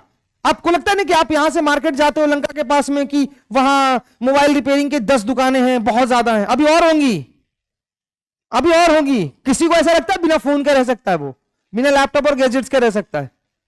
बोलिए। हम लोगों ने जब मोबाइल का दौर देखा था, पूरे घर में एक देखा था, पता नहीं हर पॉकेट में एक होता है, किसी के तो 2-2 3-3 होते हैं। होते कि नहीं होते? तो भाई जाहिर सी बात है, प्रोडक्ट ज्यादा बढ़ेगा तो फिर वही सर्विस वाली बात आएगी, उसको रिपेयर करना है, खराब होगा, सॉफ्टवेयर है, हार्डवेयर है, पता नहीं क्या क्या, तो रिपेयरिंग के लिए भी। ट्रांसपोर्ट पर्सन सिंपल सा है, यहां से किसी कह दो वो क्या बोलते हैं, वो चर्च तक चला जाए, चर्च तक। मैंने देखा है, अभी आज भी देख रहा था, दोपहर की तो बात छोड़ दो, शाम वाम में भी मैंने देखा है, माउंट लेटर स्कूल से लेकर वहां, स्कूल से लेकर वहां तक जाना है, मुश्किल से 400 कदम है ना? ऑटो हुआ कि नहीं सर्विस? अब मैं उसको गलत भी नहीं कह सकता और अच्छा भी नहीं कह सकता, उसको जरूरत है, उनको भी जरूरत है, दोनों की जरूरत को एक ने फुलफिल किया, हो गई सर्विस। इतनी तेजी से आप जनरेट कर सकते हो? नहीं कर सकते भाई। देखो, किसी ने तो जरूरत देखी होगी, तो पानी भी बिक रहा है, बिक रहा है कि नहीं बिक रहा? बोलिए। अभी हमें आया तो ऐसा पानी का किल्लत नहीं कि पीने का पानी नहीं है, पर फिर भी पीने का पानी मिल रहा है ना, 20 रुपए लीटर मिलता है कि नहीं? और कीमत के हिसाब से दाम भी होता है, एयरपोर्ट पे जाओ तो 20 रुपए में लेके दिखाना, 100 रुपए। वहां भी किसी ने इस चीज को रखा होगा ना। माउंटेन रीजन में चले जाओ, 2-3 हजार फीट की ऊंचाई वाले किसी जगह पे 500 600 वही बोतल है ना, जनरेट किया ना किसी ने। बोलिए, चले आगे। इसका मतलब क्या है? लिविंग स्टैंडर्ड अर्न कब होगा? Perform this services because alternative opportunities for work are available to, कुछ भी है इस सेक्टर के अंदर, उसका अल्टरनेटिव ऑप्शन हमेशा क्रिएट। चलिए, sector wise shares in the GDP सबको दिख रहा है, ये भी ध्यान से देखिए, सामने दिख रहा है। कंक्लूजन है, territory sector always become maximum contribution increase significantly. आपने देखा है 73 से 74 में अप्रॉक्स 48%, और 2013 से 14 में कितना हो गया? 68%। Secondary sector minimum contribution in 73-74 approx only 12%। कितना परसेंट इंक्रीज करता है, कितना परसेंट पहुंचता है? किया है, पर उतनी तेजी से तो नहीं किया, ऐसा नहीं डिक्लाइन है। प्राइमरी सेक्टर क्या हो गया? 40 से सीधे क्या हो गया? 40 से क्या हो गया? And we are talking about shares into the GDP, means financially term, it's not about employment, पैसा। समझ रहे हो? जैसे तुम्हारे घर पे कोई चाचा बाचा दादा दादाजी हैं, गांव के में खेती में रह गए, कोई एक फैक्ट्री में काम करने लग गया और कोई एक टेरिटरी सेक्टर में हो गया। डिमांड किसका है घर पे? टेरिटरी वाले का। अच्छी खासी सैलरी भेजता है घर पे, 20 25 30 40, और बेचारा पूरे साल मेहनत करके 40,000 नहीं बचा पाते, तो डिमांड तो रहेगी ही ना घर पे भी। वो जब छुट्टी हो पाएगा तो एक अलग ही होता है कि नहीं होता है? गांव में हमने देखा, आप लोगों ने नहीं देखा ऐसा? वो आएगा भी तो एक जलवा से, रहेगा भी एक जलवा से, फिर 2-4 दिन बाद, है कि नहीं? चले आगे। Where the most of the people employed? 77 78 का या 2017 और 18 का सबसे ज्यादा कहां एम्प्लॉयड है? कहां एम्प्लॉयड है बताइए? दिख रहा है इस पिक्चर में ना साफ? कारण समझ में आ रहा है? अभी बताएंगे आगे और भी कारण। एम्प्लॉयड कहां है, रिटर्न कौन दे रहा है, दोनों में डिफरेंस है, याद रखना। जीडीपी शेयर में मैक्सिमम कौन है, पर एम्प्लॉयमेंट ज्यादा कहां है? कारण remarkable fact about Indian GDP, there is a change in the share of the three sector, but in the terms of employment no similar change in the three sectors. जब हम बात पैसे की कर रहे हैं, जीडीपी शेयर्स की कर रहे हैं, तो बहुत तेजी से चेंज हुआ है, पर क्या एम्प्लॉयमेंट भी चेंज हुआ है? नहीं। कारण क्या है? वही स्किल, इंफॉर्मेशन, नॉलेज और एजुकेशन नहीं है। अरे भाई एक बात बताओ, हम लेबर थे, फैक्ट्री के अंदर चले गए, वहां तक काम कर लिया, पर वहां एक एडवांस मशीन आ गई, अब मैं कुछ कर सकता हूं? मैंने तो एजुकेशन लिया ही नहीं। भाई ऐसा नहीं है कि वो फैक्ट्री बंद हो जाएगी, वहां एम्प्लॉयमेंट आ जाएगा, कोई और ना आएगा, कुछ और करेगा, 2 की जगह 1 ही लोगों से काम चलाएंगे, प्रोडक्शन तो उसकी चलती रहेगी, पर मैं तो नहीं हूं ना एम्प्लॉयड, हूं? बोलिए। इवेंचुअली मैं फिर से वहीं पहुंच जाऊंगा, पुनः मुझको भवा, कहां पे? खेती पे पहुंच गया ना। कारण क्या हुआ? उस सेक्टर का तो ग्रोथ हुआ, पर मेरा नहीं हुआ। कारण क्या था? स्किल, एजुकेशन और अवेयरनेस, जिसकी वजह से मुझे ग्रोथ, वो एग्री कर रहे हैं इस बात पे? बोलो, अरे मैं ही यहां पर आया हूं, बहुत अच्छा जानता हूं, मैं अपने आप को समझता हूं दुनिया में बहुत तेज हूं, मान लो मुझे बोर्ड ही चलाने नहीं आता, digital board, good for nothing हो गया मैं, मुझे डर लगेगा, अरे ये तो टच बोर्ड है, करंट मारेगा, हो गया काम मेरा खत्म, खत्म मेरी इंप्लॉयमेंट यहीं से। मैं लैपटॉप पे नहीं पढ़ूंगा, मैं शाम को नहीं देखूंगा, मैं थोड़ी कंसिडर नहीं करूंगा, आप लोगों के साथ कोऑर्डिनेशन होगा, कोई भी एक लेवल पे। एक बहुत अच्छा एग्जांपल यहां पर आप लोगों को दूं, आप में से कितने लोगों ने कैमरा में कैनन का नाम सुना था? कोडैक का नाम सुना है? सुना है कोडैक का? फादर वर्दे से पूछना, पहले कैमरे का मतलब ही कोडैक होता था। राजदूत की मोटरसाइकिल देखी है? गांव में उससे ज्यादा अच्छा मोटरसाइकिल को छुआता ही नहीं था, अभी है? नहीं है? कह रहे हो यस सर। कहां है राजदूत की मोटरसाइकिल, दिखाना मुझे। नहीं है, क्यों? उन्होंने समय के साथ अपने आप को अपग्रेड नहीं किया, और जिस भी व्यक्ति ने अपने आप को अपग्रेड करना छोड़ दिया, जमाना उसको छोड़ देता है। परिवर्तन संसार का नियम है, और उस परिवर्तन के साथ जो प्रयत्नशील नहीं रहेगा वो सिस्टम से बाहर हो जाएगा, चाहे वो कितना भी अच्छा हो। रील वाला कैमरा कोडैक लेकर आया था, लगा था उसका राज रहेगा, और कभी उसने अपने आप को अपग्रेड ही नहीं किया। फूजी फिल्म नाम से एक चाइनीज कंपनी आई मार्केट के अंदर, कुछ दिनों में उनको खत्म कर दिया मार्केट से, डिजिटल कैमरा निकाल दिया, रोल की जरूरत ही नहीं। जाओ, इन्होंने अभी भी अपने आप को अपग्रेड नहीं किया, अभी भी रोल पे लगे रहे। ऐसा समय आ गया ना, रोल की जरूरत है ना डिजिटल की जरूरत है, फोन में हो गया, फोन के बाद भी डिजिटल कैमरा चल ही रहे हैं। कहां चला गया कोडैक, कहानी खत्म। राजदूत इतना डक्टाइल था, इतना मतलब रिजिड बाइक, खेतों में दौड़ा, कहीं भी करो, सर्विस में प्रॉब्लम नहीं, कहीं गिर जाए, इंसान गिर जाए तो बंद नहीं होता था, है ना? अपग्रेड नहीं किया उन्होंने। डिमांड क्या थी? रेस, लुक, जो भी पब्लिक की डिमांड है। अब मैं बाइक का उतना नॉलेजेबल नहीं हूं, पर जो भी उनका ग्रोथ चाहिए था मार्केट में और चीजों के साथ, उन्होंने अपने आप को सिस्टम से क्या हो गया? क्या ऑटोमोबाइल इंडस्ट्री बंद हो गई? क्या बाइक इंडस्ट्री बंद हो गई? कई कंपनियां आ गई ना, पर वो खत्म। मैं एग्जांपल दिया आप लोगों को, लेबर वाले की तरह प्रोडक्ट का भी। कैमरा नहीं है मार्केट में, नहीं है, कई कंपनियों का कैमरा है। कोडैक है? बात समझ में आया? बोलिए। Primary sector employed more but less contribution in, ये समझ में आने लगा? आप डिस्पैरिटीज, अंतर, worker in agriculture sector under चलिए आगे पढ़ते हैं। अब primary sector still continue to be the largest employer even now, why is so? देखो, जॉब जो है ज्यादा क्रिएट किया नहीं जा सका, कहां पर? इन दोनों जगहों पे। दूसरी प्रॉब्लम, सेकेंडरी सेक्टर का ग्रोथ रेट जो है प्रोडक्शन का, गुड्स और सर्विसेज का, हाइयर है in comparison to the rate of. बात समझ में आ रही है? ये भी प्रॉब्लम है। तीसरा, टर्शियरी सेक्टर में ग्रोथ इन प्रोडक्शन हाइयर है, जबकि इंप्लॉयमेंट क्या है? समझ गए? प्रोडक्शन तेजी पे है। अब एग्जांपल में समझो, अब कहोगे सर ये कैसे संभव है? आपने एक्स का नाम तो सुना होगा ना, ट्विटर पहले नाम था उसका। कितने लोग थे? आज जाकर गूगल करना। अरबों की कंपनी थी जब उसको खरीदा तो एलन मस्क ने। मुश्किल से 20-22 में, एग्जैक्ट डेटा नहीं जान रहा हूं, मतलब एक दिन मैं पढ़ रहा था केस स्टडी में, इंटरनेशनल और करंट अफेयर्स पढ़ता रहता हूं, तो मुश्किल से 20-25 का डेटा था, आई होप सो, और अरबों की कंपनी है। तो इसका क्या मतलब है? प्रोडक्शन हाई है ना, एम्प्लॉयमेंट कितने लोग हैं बताओ? उतने के शेयर का कई कंपनी जो है लाखों में एम्प्लॉयमेंट रखी हुई है, लाखों में एम्प्लॉयमेंट है वहां, पर वहां 4-5-10 लोग मिलकर करोड़ों का काम कर रहे हैं। मेरी बात समझ रहे हो कि नहीं समझ? उसका प्रोडक्शन है ना हाई, पर एम्प्लॉयमेंट था। ऐसे कई जगह एग्जांपल आपको मिल जाएंगे। अभी आप देखो, सिंपल से, मैं यहां क्लास ले रहा हूं, मैं अगर यही लाइव क्लास कर दूं यूट्यूब के अंदर, वो क्लास पसंद आ जाए, एक दिन तो होना ही है, ऐसा थोड़ी नहीं होगा, तो एक साथ 10 लाख बच्चे देखने लग गए, 10 लाख बच्चे देखने लग गए, तो 10 लाख बच्चों के लिए एक साथ आया ना एक क्लास। अभी भी अपना पीडब्ल्यू पे बैच चल रहा है, स्टाफ फैकल्टीज वगैरह पढ़ाते हैं, बैचेस में पढ़ाते हैं, लाखों बच्चे उनसे पढ़ रहे हैं कि नहीं साथ? बोलिए, वहां प्रोडक्शन बढ़ा के नहीं बढ़ा? सेम समय में कम टाइम पे 10 लाख बच्चों को फेलिसिटेट कर दिया हमने, सर्विस प्रोवाइड कर दी, किया कि नहीं? इंप्लॉयमेंट जनरेट हुई। ये प्रॉब्लम है टर्शियरी सेक्टर के अंदर का, ध्यान से समझिएगा इस बात को। ये प्रॉब्लम है कि इंप्लॉयमेंट उतना नहीं होता जितनी तेजी से इसका प्रोडक्शन होता है, ठीक है? और वहां प्रोडक्शन, वहां जो आपका देख रहे हैं ना, उतनी जॉब क्रिएट नहीं कर दी पाती है। अब आ जाइए एम्प्लॉयमेंट क्लियर कट वाला, एक हो गया अनएम्प्लॉयमेंट, बेरोज, तेजी से बोल रहा है सब, बेरोजगार। एक्चुअली देखो, हमारे देश में अनएम्प्लॉयमेंट घटा नहीं है।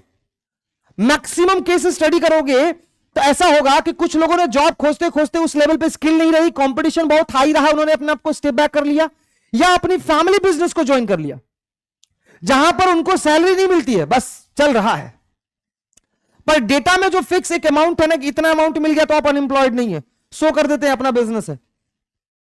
तो एक तो क्लियर वाला मुझे नौकरी, ये हो गया बेरोजगार, ये तो क्लियर है। अब ऐसा वाला जो मैंने वो अंकल जी वाला एग्जांपल दिया, डिस्गाइज्ड अनएम्प्लॉयमेंट और हिडन वाला, इसको भी अंडर एम्प्लॉयमेंट के अंदर लिया जाता है। ये देख लो, बैल को चलाने के लिए कितने लोग चाहिए, लगे कितने, वही पानी वाला एग्जांपल मैंने जो दिया था। बाकी 3 क्या है, एक तरीके से 4 ही मान लो भाई, 4 ही मान लो, मैं एक्स्ट्रा एक के अलावा जो भी एक्स्ट्रा ही है, जो भी देख लो उसको, है ना, गिनती गिन लो, कोई दिक्कत नहीं है, एक्स्ट्रा है ना। बैल को अकेला, बैल को धक्का थोड़ी देना है, नॉर्मल पुश करना है, चलेगा सबको, क्या मारने की जरूरत है, क्या धक्का देंगे, इन लोगों के धक्का देने से बैल आगे चलेगा, बैल अपनी इच्छा से चलेगा, उसको डायरेक्शन देना है, थोड़ी ना 10 आदमी चाहिए उठा के गोदी में बैल को पहुंचाने के लिए, है ना। तो ये बाकी लोग क्या है, हिडन अनएम्प्लॉयमेंट है, छिपी हुई बेरोजगारी, इसको क्या कहते हैं, दिख रहा है कि ये रोजगार है पर इनके पास कोई रोजगार है, असल में एक तरीके के लायबिलिटीज हो गए हैं इस खेती के ऊपर। ये लोग सब लोग दिख रहा है कि ये खेती कर रहे हैं, पर ये एक तरीके से एक बोझ हो गए इस खेती के बिजनेस के ऊपर, क्योंकि इनके द्वारा कोई प्रोडक्शन, जबरी में उसको देखो जगह भी नहीं मिल रहा तो पीछे खड़ा है और लगा है। चले आगे, very common in primary moving, it means that people who are working in agriculture than are necessary, and therefore if some people are moving out, production will not be, समझ में आया, दिख रहा है पर उसमें से कुछ लोग निकल, अब यहां से 4 लोग निकल भी जाए तो प्रोडक्शन में कोई फर्क पड़ेगा, पर नहीं निकल रहे हैं, तो वो क्या है, अंडर। चलो एक एग्जांपल है हिडन अनएम्प्लॉयमेंट का, in other word worker in the agriculture sectors are, कोई दिक्कत। अब एक इंस्टेंस लेते हैं, केस स्टडी, समझ में आ रहा है ना सब लोगों को अच्छे से चैप्टर, बोलो जी, हाँ। अब एक केस लेते हैं स्मॉल फार्मर का, लक्ष्मी, 2 हेक्टेयर की जमीन है, अनइरिगेटेड है यानी सिंचाई, और लैंड डिपेंडेंट ओनली ऑन, बोलो साथ में मेरे, एंड ग्रोइंग लाइक, और all the 5 member of her family work in the plot through out the, why they have nowadays else to go, you will see that everyone is, none remain, स्थिर कोई नहीं है, खाली कोई नहीं है, but in actual fact labor effort gives, each of them is doing the work but no one is fully clear है, समझ में आ रहा है, सब काम करते दिख रहे हैं पर क्या सब काम कर रहे हैं, आधा अधूरा। There situation of where people are apparently working but all of them are made to work less than their, जैसे मैं एक दिन में 4 लेक्चर ले सकता हूं लेकिन एक ही लेके घर चला जाऊं, या एक ही लेक्चर के लिए काम ही करूं कहीं पे, दिस इज अंडर एम्प्लॉयमेंट। मैं कितना काम कर सकता हूं उसकी क्षमता से कम मैंने काम किया, दिस इज डिस्गाइज्ड अनएम्प्लॉयमेंट। मतलब समझ में आया, जबरदस्ती लगे हैं, पूरे दिन लगे हैं, प्रोडक्शन कुछ नहीं तो डिस्गाइज्ड हो गया। और क्या मेरी क्षमता है उससे कम हम काम कर रहे हैं, 8 घंटा हम काम कर सकते हैं खड़े होकर, पर हमने 2 घंटा काम किया, क्या किया, चारों भाई को बुला लिया, 2 घंटा तुम खड़े हो गए, 2 घंटा हम खड़े हो गए, 2 घंटा, असल में हम लोगों ने किसी ने काम नहीं किया, और ये क्या हो गया, अंडर, जैसे अंडरवेट होता है ना कि इतना होना चाहिए तो इससे कम है तो अंडर, बस वही समझ लो, काम का एक मानक है कि कम से कम 8 घंटा आपको काम करना है। अब 8 घंटे की जगह हम 2 ही घंटे काम कर रहे हैं, 4, ऑब्वियसली सभी लोग मिलकर, छोटा सा लैंड है, सभी लोग लगे हुए हैं, तो सबके सब क्या है, इस तरीके के अंडर एम्प्लॉयमेंट को hidden in the contrast to someone does not have a job is clearly visible as, hence it is also called, कोई परेशानी है, यह भी छिपी हुई बेरोजगारी ही। कारण समझ में आ रहा है एग्रीकल्चर के अंदर के नुकसान का, कि क्यों लोग ज्यादा दिख रहे हैं लेकिन फिर भी प्रोडक्शन नहीं है। अब दिख रहा है कि नहीं दिख रहा, चलिए, how to create more employment, बहुत इंपॉर्टेंट। भाई सर इतना बड़ा बड़ा लेक्चर तो दे दिए, ये एम्प्लॉयमेंट फलाना ढिमका, कमी है, नुकसान है, बनेगा कैसे। सबसे पहली चीज इरिगेशन की जो फैसिलिटीज हैं जैसे डैम्स और कैनल्स। एक और भी चीज को आप यहां ऐड रखो, बार बार क्लासेस के अंदर कहता हूं, स्टोरेज फैसिलिटीज होनी चाहिए। अब स्टोरेज फैसिलिटी के अंदर मैं क्या कह रहा हूं, जैसे कोल्ड स्टोर वगैरह भी अगर विलेज लेवल पे अवेलेबल हो जाए, ये भी बहुत फायदेमंद होगा। एक विलेज में ना हो, 4-5 विलेज का एक कंबाइन बन जाए, तो वहां लोकल मार्केट डेवलप होगा, आप कहोगे सर उससे क्या फायदा होगा, उससे फायदा है, उससे फायदा है। एग्जाम्पल समझो, एक व्यक्ति अगर कोई एक फल या कोई सब्जी लेकर निकला है, उसको 20 किलोमीटर के मार्केट पे ले जाकर सेल करना, तो वो 20 किलोमीटर का पूरा ट्रांसपोर्ट उसमें ऐड करेगा कि नहीं, आने जाने का टाइम भी अवेलेबिलिटी में लगेगा कि नहीं। प्लस चांसेस है कि अगर सही दाम उसको नहीं मिला तो वो औने पौने दाम पर देकर आएगा, उसका नुकसान भी हो सकता है। पर अगर उसको लोकल लेवल पे मार्केट मिले और लोकल लेवल पे स्टोरेज मिले तो वो आसानी से वहीं रखेगा, वहीं से उठाएगा, वहीं देगा। जो पैसा वो वहां दे रहा था वो यहां देगा, प्लस उसके ट्रांसपोर्ट का पैसा बचा कि नहीं बचा, और लोकलाइज्ड मार्केट जनरेट होगा उस इलाके में, चीजें और फ्रेश मिलेंगी और सस्ती मिलेंगी। एग्जाम्पल में कोविड में आप लोगों ने वेजिटेबल ली थी, फर्स्ट वाले वेव में 2 रुपए 3 रुपए 2.5 रुपए मिल रहा था, क्योंकि बीच में जितने लोग स्टोर करने वाले थे सब गायब थे। जो आता था वो सेल होना चाहिए, नहीं तो गायब, खराब हो जाएगा। 3-4 घंटे के लिए मार्केट लगता था, बहुत ऐसे ऐसे दाम पे मिल रहा था, 15-20 साल पहले उस दाम पे कोई चीजें नहीं मिलती थी। This is the fact. अगर लोकलाइज्ड मार्केट कर दोगे ना, आधा प्रॉब्लम सॉल्व हो जाएगा। पहले तो सिंचाई, खेती की और व्यवस्थाओं को सही, और खेती से निकलने वाली चीजों को स्टोर करने के लिए, और मार्केट लोकलाइज्ड। अभी भी आप यहां से 5-7 किलोमीटर आगे चले जाओ, साप्ताहिक मार्केट लगता है इसी शहर से बाहर, वहां जाकर आप सब्जियों फलों के दाम पता करना। ऐसा नहीं कि वो खराब है, नीचे लोग बैठे हैं तो टेबल नहीं लगाए, ऑफिस नहीं लगाए, बड़ा सा मार्केट नहीं लगाए, तो अच्छी होती है, ताजी होती है, और कई जगह तो ऑर्गेनिक होती है। गांव में अपने से लोगों ने उगाया होता है, छोटे छोटे लोग होते हैं, बहुत ऑर्गेनिक होती है, सिंपल पानी, सिंपल खाद और काऊ डंग वगैरह से। वो कम दाम में देते भी हैं, क्यों? क्योंकि उनका जो मार्जिन उनको मालूम है, उन मार्जिन से अपना देकर जाना, वापस उनको ले जाने के लिए कोई साधन है नहीं, जैसे तैसे किसी भी तरीके से सुबह लेकर आए, वापस उनको लेकर जाना नहीं, किसी दाम पे देकर जाना, तो वो किसी दाम पे मजबूर ना हो। जब देश में मजदूर मजबूर नहीं होगा ना, तब देश का सही विकास होगा। समझ में आया? आगे चले। चीपेस्ट एग्रीकल्चरल क्रेडिट, दूसरा चीज भाई, बैंक वालों को इसके जरिए निकलता है ना केसीसी, मालूम है आप लोगों को, किसान क्रेडिट कार्ड, इसके जरिए लोन अवेलेबल होता है, बैंक कराते हैं। इसको और ज्यादा एफिशिएंट बनाने की जरूरत है, और लोगों को अवेयरनेस इंफॉर्मेशन देने की भी जरूरत है, ये भी ध्यान रखना, क्योंकि लोगों को इंफॉर्मेशन है नहीं। मसलन लोग क्या करते हैं मालूम है, प्राइवेट लेंडर्स अगल बगल वालों से ले लेते हैं, और उनका इंटरेस्ट देने में ही ना जिंदगी इंटरेस्ट से खत्म हो जाती है उनकी। चले आगे, बोलिए। To identify, promote and local industries and services in semi rural area so that large number of people में बी, कोई परेशानी? जैसे new job in education and health sectors, data of planning commission 20 lakh job in education sectors and more than 35 lakh in the job in, कितना बड़ा data है ना? Concentration on the tourism, IT and regional craft industries, data of, भाई हर किसी को नहीं पसंद होगा मान लो टूरिज्म करना, बोलना आना चाहिए, नहीं बोल पाएगा तो तुम टूरिज्म में कैसे रहोगे? कोई आएगा तुम खड़े रहो, ये क्या है, पहाड़ है, ये क्या है, झरना है, गड्ढा है, भाग जाएगा, अगली बार आएगा भी नहीं वहां पे। उसी पहाड़ और झरने को इतना इंटरेस्टिंग तुम बताना, ओ यहां पे मुगल आए थे, यहां पर वो राजा आए थे, यहां पर ऐसा था, ये ऐसे घोड़े खड़े, अब उसको पूरी स्टोरी बनानी है आपको। That interpersonal skills should be there. अगला आदमी कहेगा भाई क्या ही घूमने गया था, बगल में खाई, वहां वो राजा है, तो वो स्किल होनी चाहिए। अब जिसके पास नहीं है उसको आईटी इसके फिर रीजनल क्राफ्ट में लगा दीजिए, भाई बुनाई नहीं करे, कुछ अपना वो लोकल चीजों को अपना डेवलप करे, वो भी अपना काम करे, है ना? गवर्नमेंट मेन सम, इस पे पॉलिसीज बननी चाहिए। कोई परेशानी है? क्योंकि राइट टू वर्क मनरेगा के अंतर्गत लाया गया था, पहले इसका नाम नरेगा था, national rural employment guarantee act. Gandhi ji के जयंती को स्वर्ण जयंती के रूप में 2005 में उस समय की तत्कालीन government UPA, United progressive alliance, जो अब नहीं रही, उसने इसको मनरेगा का नाम दिया। क्या क्या चीजें थी ये भी आपको समझना है इसके अंदर। 100 डेज का वर्क मिनिमम आपको देना होगा, ठीक है?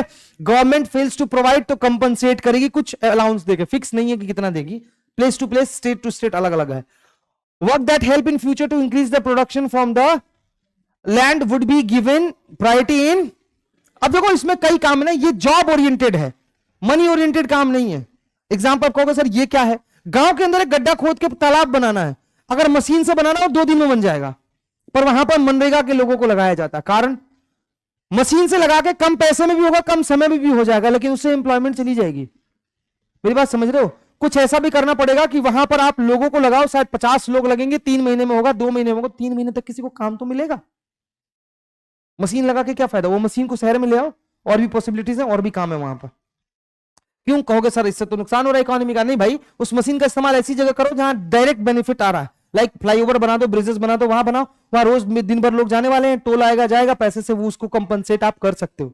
पर विलेज लेवल पे ऐसी कोई एक्टिविटी अभी अवेलेबल नहीं है। वहां अगर तुमने मशीन लगा दी तो वो वाले लोगों की इंप्लॉयमेंट पूरी तरीके से क्या हो जाएगी, कोई अदर पॉसिबिलिटी भी तो नहीं है अभी फिलहाल।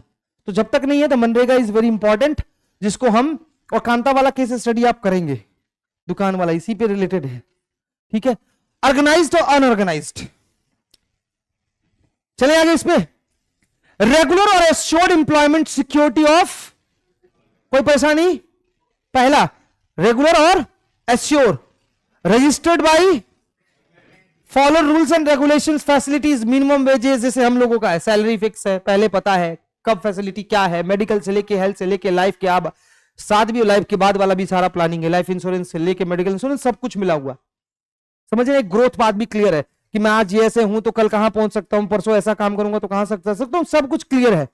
फॉर्मल प्रोसेसेस एंड, ऐसा नहीं कि मैं आया तो मेरे को कुछ और प्रोसेस चलाया जाएगा, किसी को पैराशूट, सबको वो पेपर देना, वो कंपटीशन देना, वो इंटरव्यू देना है, वो एचआर राउंड करना है, नॉलेज राउंड चेक होगा, 4-5 राउंड सबके लिए, तो सबके लिए है वो एक्सपीरियंस, वो नॉलेज, वो सर्टिफिकेशन सबके लिए है इक्वल। फॉर्मल मतलब इक्वल, समझ रहे मेरी बात।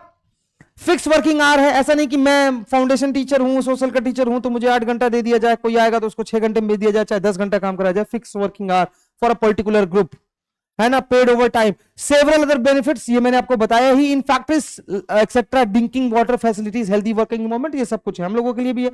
यहां भी आपने देखा फायर एक्सटिंग्विशर्स लगाया हुआ है, लगा है ना, कि आग लगेगी तो बुझा सकते हो। अब आ जाइए अनऑर्गेनाइज में, पहले तो क्या होता है, ये स्मॉल होगा, स्कैटर्ड होगा, ठीक है, कंट्रोल ऑफ गवर्नमेंट से। दूसरा रूल्स रेगुलेशन क्या होगा, actually practice they are not, jobs low paid होंगे और रेगुलर, नो प्रोविजन ऑफ कोई भी लीव, प्रोविडेंट फंड, किस दिन बताएंगे प्रोविडेंट फंड के बारे में भी, 2 तरीके का होता है ना, job not, this sector also include street seller, repair workers etcetera. अब हमें लगता है कि किसी इलेक्ट्रीशियन को हमने घर पे बुलाया, अगर उसने एक स्विच बोर्ड बना दिया और गया, कहा 400 रुपए लगेंगे, आपको लगेगा अरे, कई लोगों को हमने बोलते सुना है, इससे अच्छा तो यार हम बोर्ड ही बनाते, दिन भर में 10 जगह बोर्ड बना देंगे, 4000 मिलता है क्या दिन भर काम, मिलता है, नहीं नहीं मिलता। अब एक दिन उसने बोर्ड बना दिया, आपने 400 तो गिन लिया, आपके पूरे मोहल्ले में वो आदमी कितने दिन आएगा ना, आपने कितना बड़ा दायरा होगा उसका, आप ये गिनो ना कि वो पूरे महीने में वैसा काम कितना पा रहा है। और आपको उसको ठीक है, उसको 400 रुपए 1 घंटे में मिल गया, आपको 400 रुपए हो सकता है 8 घंटे में मिले, पर आपका 400 रुपए 8 घंटे का फिक्स है, 30 दिनों के बाद आप 12-14 हजार पा रहे हो, क्या वो पा रहा है, समझ रहे मेरी बात। How to protect workers in organise sectors, rural area में सबसे ज्यादा लैंडलेस एग्रीकल्चर फार्मर है, स्मॉल और मार्जिनल फार्मर है, शेयर रॉपर्स हैं और आर्टिशियंस हैं, वीवर्स हैं, ब्लैक स्मिथ्स हैं, कारपेंटर और गोल्ड स्मिथ है। अभी गवर्नमेंट ने रिसेंटली एक प्रोग्राम चालू किया है कि एंशिएंट ट्रेडिशन से रिलेटेड, जैसे गोल्ड स्मिथ, ब्लैक स्मिथ, ये सब कुछ जो काम करने वाले लोग हैं, उन लोगों के साथ उनके ट्रेडिशनल वर्क को इनहेंस करना, उनके नॉलेज को और अच्छा करना, उसके लिए जो भी नॉलेज ट्रेनिंग प्रोग्राम चाहिए गवर्नमेंट कराएगी, साथ ही साथ उनको टूल्स भी प्रोवाइड कराएगी, लोन भी प्रोवाइड कराएगी, और कई जगहों पे तो फ्री का भी प्रावधान है, कई जगहों पे बहुत नॉमिनल इंटरेस्ट के साथ, ताकि वो अपने उस ट्रेडिशनल काम को चालू कर सके जिसको बहुत अच्छी तरीके से जानते हैं। बिकॉज यहां से क्या मिलेगा, स्किल्ड लोग मिलेंगे, नहीं मिलेगा, बोलो मिलेगा कि नहीं मिलेगा। उसने अपने फैमिली में वो काम देखा, बहुत आसानी से वो काम सीख सकता है, और हमें चाहिए भी skill. Farmer government should provide adequate facility for timely delivery of seeds agriculture, ये चीज भी होना चाहिए, तो खेती अच्छा हो पाएगा। comprise mainly workers in the small scale industries, casual workers in construction, trade and transport, street and vendors, need government to support for procuring raw materials and market of, ठीक है, सामान कहां से ला रहे हैं और कहां ले जा रहे हैं उसका एक फिक्स प्लेस बने, ताकि जिनको देना है वो भी वहां पहुंच सके। मान लो हमें पता रहे कि गेहूं कहां बेचा जाता है, हमें पता रहे कि सरकारी तरीके से सब्जी कहां हम निकाल सकते हैं, हमें पता रहे कि हम ये खाद जो बना रहे हैं अपने से, अगर हमने बायो फर्टिलाइजर बनाया है तो हम कहां सेल कर सके, समझ रहे हैं। तो ये सारी चीजें पॉसिबल है। Sectors are also classified on the basis of, ठीक है, पब्लिक सेक्टर और ठीक है, पब्लिक सेक्टर का मतलब government own most of the asset and provide, ठीक है, The purpose of public sector is not just making profit. Government sector raise money through the tax, other ways meet expenses on the services provided by the whole range of activities, जैसे railway और कोई परेशानी। और जैसे हम बात करेंगे private का, तो इसका ओनरशिप और एसेट यानी पूरा का पूरा पूंजी और मालिकाना हक किसी एक व्यक्ति के पास होगा, है ना। प्राइवेट इंडिविजुअल और कंपनी के पास होगा, जैसे टाटा आयरन स्टील्स हमारी कंपनी भी है ना, इसके पीछे लगा होता है। ठीक है। Major purposes of private sector companies is profit making. To get such services we have to pay money to this individuals. अब देखो रेलवे का एग्जांपल अगर ले लोगे ना आप, 1 किलोमीटर में कितना 100 रुपए और कितना 1000 का पेट्रोल ये डीजल जलता है, या फिर कितनी की इलेक्ट्रिसिटी लगती है। अगर मान लो एग्जांपल में, ऐसा तो होता नहीं पर मैं एग्जांपल दे रहा हूं, कई बार होता भी है।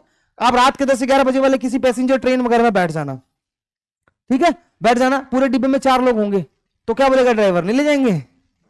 वो ले जाएगा। 200 बैठेंगे तो भी ले जाएगा, 2 बैठेंगे तो, क्योंकि वो क्या है, पब्लिक सेक्टर गवर्नमेंट अंडरटेकिंग है। अगर आप किसी प्राइवेट वही गाड़ी में बैठ जाओ, किसी ऑटो वगैरह में, यहां से रात में 2 सवारी बैठ जाओ, कहूं मऊ चलना है, जाएगा?